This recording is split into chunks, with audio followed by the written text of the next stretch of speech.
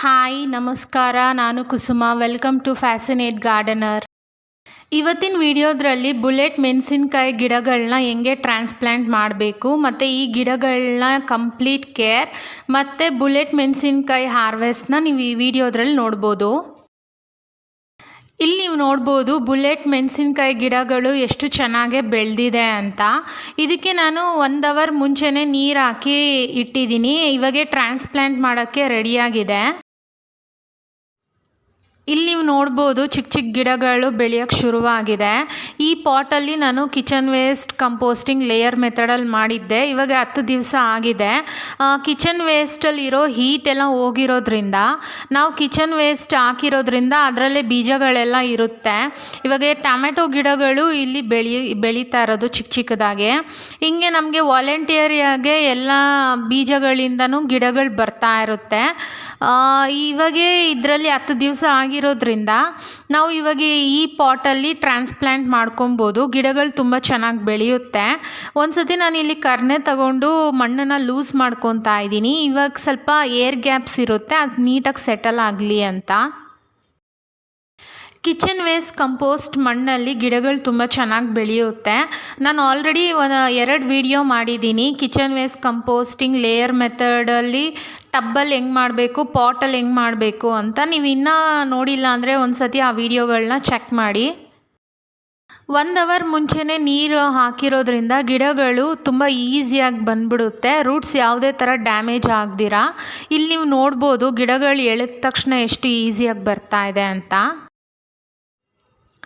ಯಾವುದೇ ಗಿಡಗಳನ್ನ ನೀವು ಟ್ರಾನ್ಸ್ಪ್ಲಾಂಟ್ ಮಾಡಬೇಕು ಅಂದರೆ ಅದಕ್ಕೆ ಬೆಸ್ಟ್ ಟೈಮಿಂಗ್ಸ್ ಅಂದರೆ ಸಂಜೆ ಟೈಮು. ತುಂಬ ತಣ್ಣಗಿರೋದ್ರಿಂದ ಗಿಡಗಳು ನಾವು ಟ್ರಾನ್ಸ್ಪ್ಲಾಂಟ್ ಮಾಡೋವಾಗ ಸ್ವಲ್ಪ ಶಾಕಲ್ಲಿರುತ್ತೆ. ಅದು ಸ್ವಲ್ಪ ಸೆಟಲ್ ಆಗಬೇಕು ಅಂದರೆ ಸ್ವಲ್ಪ ಕ್ಲೈಮೇಟು ತಣ್ಣಗಿದ್ರೆ ಬೇಗನೆ ಸೆಟಲ್ ಆಗುತ್ತೆ. ನಾವು ಅದೇ ಬಿಸಿಲಲ್ಲಿ ಏನಾನ ಹಾಕಿದ್ರೆ ಗಿಡಗಳು ಸತ್ತೋಗೋ ಚಾನ್ಸಸ್ ಜಾಸ್ತಿ ಇರುತ್ತೆ.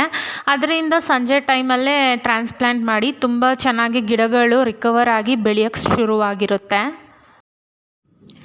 ನಾನಿಲ್ಲಿ ರೂಟ್ಸ್ ಮೇಲಿರೋ ಸ್ವಲ್ಪ ಎಲೆಗಳನ್ನೆಲ್ಲನೂ ಕಟ್ ಮಾಡಿ ತೆಗಿತಾ ಇದ್ದೀನಿ. ನಾವು ಯಾವಾಗೂ ಮೆಣಸಿನ ಗಿಡಗಳನ್ನ ಸ್ವಲ್ಪ ಡೀಪಾಗೆ ಮಣ್ಣಲ್ಲಿಟ್ಟು ಟ್ರಾನ್ಸ್ಪ್ಲಾಂಟ್ ಮಾಡೋದ್ರಿಂದ ಇದರಲ್ಲೂ ಮೇಲೆ ಎಲ್ಲ ಸ್ಟೆಮ್ಮಲ್ಲಿ ಕೂಡ ಮತ್ತೆ ರೂಟ್ಸು ಬೆಳೆಯೋಕ್ಕೆ ಶುರುವಾಗಿರುತ್ತೆ. ಗಾಳಿ ಮಳೆ ಬಂದ್ರೂ ಗಿಡಗಳು ಬೀಳ್ದಿರ ಸ್ಟ್ರಾಂಗಾಗೆ ಇರುತ್ತೆ ಅಂತಲೇ ಅದನ್ನು ಸ್ವಲ್ಪ ಡೀಪಾಗೆ ನಾವು ಟ್ರಾನ್ಸ್ಪ್ಲಾಂಟ್ ಮಾಡ್ಕೊಬೇಕು. ಇಲ್ಲಿ ನೀವು ನೋಡ್ಬೋದು ರೂಟ್ಸ್ ಯಾವುದೇ ಥರ ಡ್ಯಾಮೇಜ್ ಆಗದಿರ ಗಿಡಗಳನ್ನ ತುಂಬಾ ಚೆನ್ನಾಗೇ ಇಲ್ಲಿ ನಾನು ನಾಟ್ಕೊತಾ ಇದ್ದೀನಿ. ರೂಟ್ಸ್ ಏನಾನ ಡ್ಯಾಮೇಜ್ ಆಯಿತು ಅಂದರೆ ಗಿಡಗಳು ಸ್ವಲ್ಪ ರಿಕವರ್ ಆಗೋದಕ್ಕೆ ಟೈಮ್ ತೊಗೊಳುತ್ತೆ.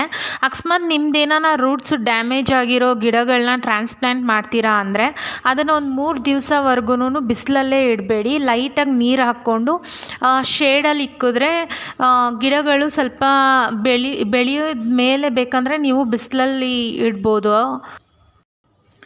ಟೆರೆಸ್ ಗಾರ್ಡನ್ ಆಗಿರೋದ್ರಿಂದ ಟೆರೆಸ್ ಗಾರ್ಡನಲ್ಲಿ ಸ್ವಲ್ಪ ಜಾಗ ಕಡಿಮೆ ಇರುತ್ತೆ. ಎಲ್ಲ ವೆರೈಟಿ ಗಿಡಗಳನ್ನೂ ಬೆಳೆಸೋ ಆಸೆ ಇರೋದ್ರಿಂದ ಈ ಬುಲೆಟ್ ಮೆಣಸಿನ್ಕಾಯಿ ಗಿಡಗಳನ್ನ 2 ಮಾತ್ರನೇ ಹಾಕ್ಕೊಂಡಿದ್ದೀನಿ. ಬೇರೆ ವೆರೈಟಿ ಮೆಣಸಿನ್ಕಾಯಿ ಕೂಡ ನನ್ನ ಟೆರೆಸ್ ಗಾರ್ಡನಲ್ಲಿದೆ. ಅದರಿಂದ ನನಗೆ ಈ ವೆರೈಟಿನೂ ಇರಬೇಕು ಅಂತ ಜಸ್ಟ್ 2 ಗಿಡಗಳನ್ನ ನಾಟ್ಕೊಂಡಿದ್ದೀನಿ. ಗಿಡಗಳನ್ನ ನಾಟ್ಕೊಂಡ್ಮೇಲೆ ಇದಕ್ಕೆ ನಾವು ಇವತ್ತು ಓವರ್ ವಾಟರಿಂಗ್ ಮಾಡ್ತೀವಿ. ಯಾಕಂದರೆ ಇವತ್ತು ಟ್ರಾನ್ಸ್ಪ್ಲಾಂಟ್ ಮಾಡಿರೋದ್ರಿಂದ ಗಿಡಗಳು ನೀಟಾಗಿ ಸೆಟಲ್ ಆಗಬೇಕು ಮತ್ತು ನಾವು ಮಣ್ಣು ಕೂಡ ನೀಟಾಗೆ ಸೆಟಲ್ ಆಗಲಿ ಅಂತ ನಾನಿಲ್ಲಿ ಓವರ್ ವಾಟರಿಂಗ್ ಮಾಡ್ತಾ ಇದ್ದೀನಿ. ನೆಕ್ಸ್ಟ್ ಡೇಯಿಂದ ಗಿಡಕ್ಕೆ ಎಷ್ಟು ಬೇಕೋ ಅಷ್ಟು ಮಾತ್ರನೇ ನೀರು ಹಾಕ್ತೀನಿ. ಓವರ್ ವಾಟರಿಂಗ್ ಮಾಡೋಕ್ಕೆ ಹೋಗಬಾರ್ದು. ನಾವೇನಾನ ಡೈಲಿ ಗಿಡಗಳಿಗೆ ಓವರ್ ವಾಟ್ರಿಂಗ್ ಮಾಡೋಕ್ಕೆ ಶುರು ಮಾಡಿದ್ರೆ ಗಿಡಗಳ ರೂಟ್ಸು ಕೊಳೆಯೋಕ್ಕೆ ಶುರುವಾಗುತ್ತೆ. ಆಮೇಲೆ ಗಿಡ ಸತ್ತೇ ಹೋಗುತ್ತೆ. ಅದರಿಂದ ಸ್ವಲ್ಪ ನೀರನ್ನು ನೋಡಿಕೊಂಡೇ ಹಾಕಬೇಕು. ಇಲ್ಲಿ ನೀವು ನೋಡ್ಬೋದು ಈ ಬುಲೆಟ್ ಮೆಣಸಿನ್ಕಾಯಿ ಗಿಡ ಒಂದು ಉದ್ದಕ್ಕೆ ಬೆಳೆದಿರೋದು ಶಾಕ್ಗೆ ಸ್ವಲ್ಪ ಬಗ್ಬಿಟ್ಟಿದೆ. ಇನ್ನೊಂದು ಗಿಡ ನಾರ್ಮಲಾಗೆ ಚೆನ್ನಾಗೇ ಇದೆ.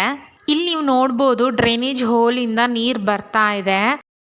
ನಾವು ಯಾವಾಗೂ ಡ್ರೈನೇಜ್ ಹೋಲ್ನ ಚೆಕ್ ಮಾಡ್ತಾ ಇರಬೇಕು. ನಾವು ಕಿಚನ್ ವೇಸ್ಟ್ ಕಂಪೋಸ್ಟಿಂಗ್ ಮಾಡಿರೋದ್ರಿಂದ ಒಂದೊಂದು ಸತಿ ಡ್ರೈನೇಜ್ ಹೋಲು ಬ್ಲಾಕ್ ಆಗಿಬಿಟ್ಟಿರುತ್ತೆ.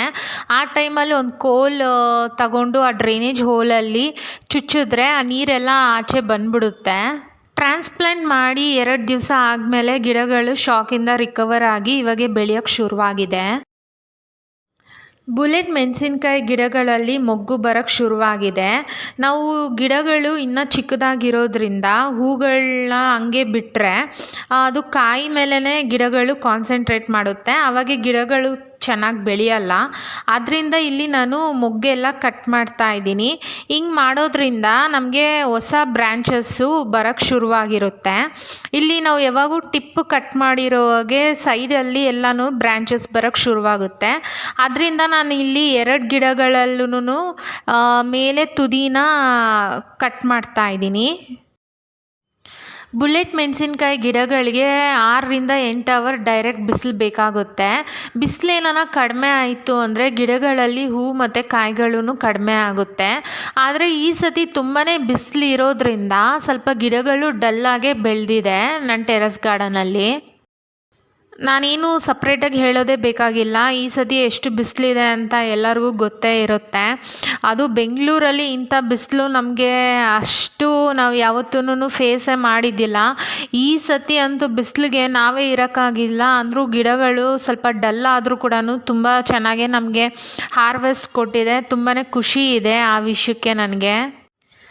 ಇಲ್ಲಿ ನೀವು ನೋಡ್ಬೋದು ಹೊಸ ಚಿಗುರುಗಳು ಬೆಳೆಯೋಕ್ಕೆ ಶುರುವಾಗಿದೆ. ಯಾವಾಗೂ ಗಿಡಗಳಿಗೆ ನಾವು ತುದಿ ಕಟ್ ಮಾಡಿರೋದ್ರಿಂದ ಈ ಗಿಡಗಳು ಹೊಸ ಬ್ರ್ಯಾಂಚಸ್ಸು ಸೈಡಿಂದ ಬರೋಕ್ಕೆ ಶುರುವಾಗುತ್ತೆ.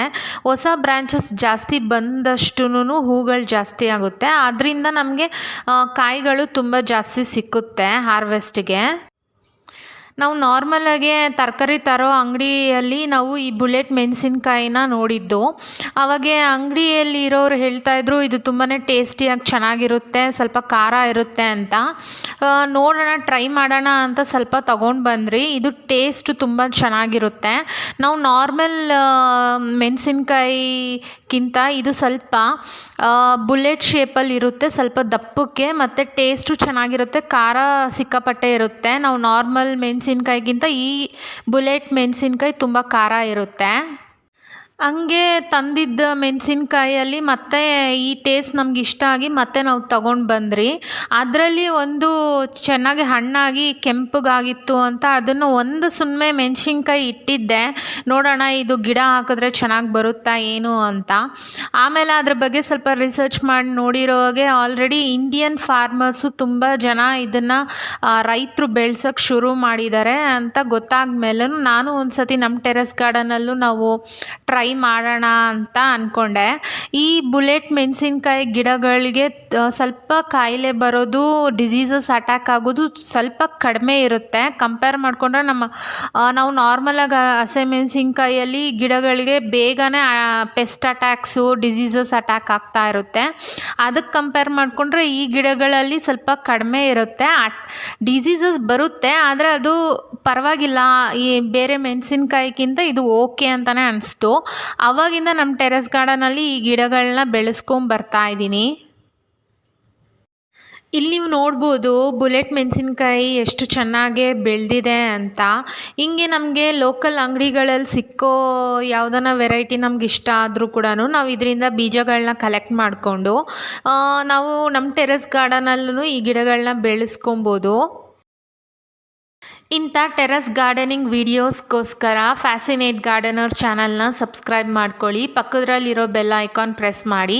ನಾನು ಯಾವಾಗಲೇ ವೀಡಿಯೋಸ್ ಹಾಕಿದ್ರೂ ನಿಮಗೆ ನೋಟಿಫಿಕೇಷನ್ ಬರುತ್ತೆ, ಯಾವುದೇ ಥರ ವೀಡಿಯೋಸ್ ಮಿಸ್ ಆಗಲ್ಲ. ಇಲ್ಲಿ ನೀವು ನೋಡ್ಬೋದು ಆಲ್ರೆಡಿ ಗಿಡಗಳಲ್ಲಿ ಮೆಣಸಿನ್ಕಾಯಿ ಕೆಂಪಗಾಗಿದೆ, ಅಲ್ಲಿವರೆಗೂ ಬಿಡಬಾರ್ದು, ಗಿಡಗಳು ಡಲ್ ಆಗಿಬಿಡುತ್ತೆ. ಇದು ರೆಡಿ ಆದ ತಕ್ಷಣವೇ ನಾವು ಹಾರ್ವೆಸ್ಟ್ ಮಾಡ್ಕೊಂಡು ಬಿಡಬೇಕು. ಅದರಿಂದ ನಾನಿಲ್ಲಿ ಈ ಗಿಡದ್ರಲ್ಲಿರೋ ಮೆಣಸಿನ್ಕಾಯಿನೆಲ್ಲನೂ ಹಾರ್ವೆಸ್ಟ್ ಮಾಡ್ಕೊತಾ ಇದ್ದೀನಿ.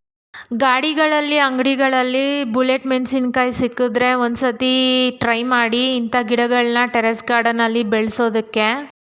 ಇವಾಗ ಆನ್ಲೈನಲ್ಲೂ ಇಂಥ ಬುಲೆಟ್ ಮೆಣಸಿನ್ಕಾಯಿ ಹೈಬ್ರಿಡ್ ವೆರೈಟಿ ಬೀಜಗಳೂ ಸಿಕ್ಕುತ್ತೆ. ನೀವು ಬೇಕಂದರೆ ಆನ್ಲೈನಲ್ಲೂ ಆರ್ಡರ್ ಮಾಡ್ಕೊಬೋದು. ಬುಲೆಟ್ ಮೆಣಸಿನ್ಕಾಯಿ ಗಿಡದ್ರಲ್ಲಿ ಲೀಫ್ ಕರ್ಲ್ಸ್ ಅಟ್ಯಾಕ್ ಆಗಿದೆ. ಗಿಡದ್ರಲ್ಲಿ ಲೀಫ್ ಕರ್ಲ್ಸ್ ಬಂದರೆ ಫಸ್ಟು ಏನು ಮಾಡಬೇಕು ಅಂದರೆ ಆ ಕರ್ಲ್ಸು 1-2 ಎಲೆಗಳಿಗೆ ಬಂದಿದ್ದರೆ ಆ ಎಲೆಗಳನ್ನ ಕಟ್ ಮಾಡಿ ತೆಗ್ದುಬಿಡ್ಬೇಕು. ಆಮೇಲೆ ಒಂದು ಸತಿ ನೀಮ್ ಆಯಿಲ್ ಸ್ಪ್ರೇ ಮಾಡಿದ್ರೆ ಸ್ವಲ್ಪ ಕಂಟ್ರೋಲಿಗೆ ಬರುತ್ತೆ. ಬುಲೆಟ್ ಮೆಣಸಿನ್ಕಾಯಿ ತುಂಬಾ ಖಾರವಾಗಿರುತ್ತೆ, ಅದರಲ್ಲೂ ಈ ಕೆಂಪು ಮೆಣಸಿನ್ಕಾಯಿ ಇನ್ನೂ ಜಾಸ್ತಿ ಖಾರವಾಗಿರುತ್ತೆ. ಇವತ್ತಿನ ವಿಡಿಯೋ ನಿಮ್ಗೆ ಇಷ್ಟ ಆಗಿದ್ರೆ ಲೈಕ್, ಶೇರ್, ಕಮೆಂಟ್ ಮಾಡಿ. ಮತ್ತೆ ಸಿಗೋಣ. ಬಾಯ್. Thanks for watching.